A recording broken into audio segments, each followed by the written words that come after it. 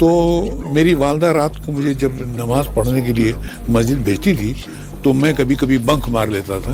तो हमारे घर के सामने एक इजरायली कब्रिस्तान था सर।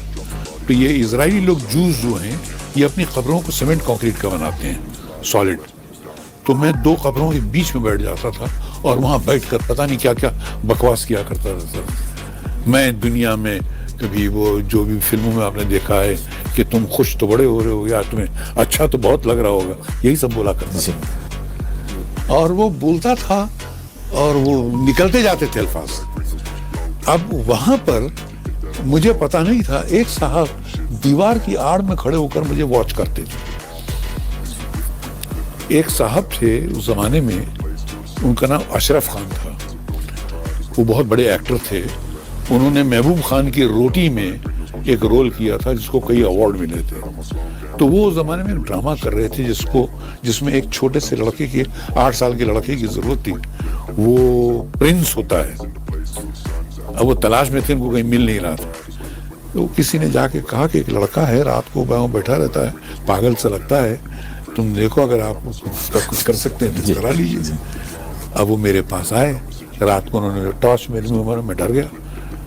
बोले बेटा तुम ये क्या करते हो? सडनली मैं नॉर्मल हो गया और सहम गया। मैंने कहा कि नहीं कुछ नहीं, बस ऐसी कुछ याद आता है, दिन में देख लेता हूँ किसी को तो वो दोहरा लिया करता हूँ। उसको ये बोलने का ढंग बड़ा कि दोहरा लिया, ये लफ्ज अभी भी किसी को याद नहीं होगा, दोहरा लिया। मैं 8 साल की उम्र में बोला। उन्होंने कहा कि ड्रामे में काम करोगे? मैंने ये क्या होता है सर? बोले मैं बता दूंगा। अपने आदमी से कहा कल इनको बंगले पे ले आना।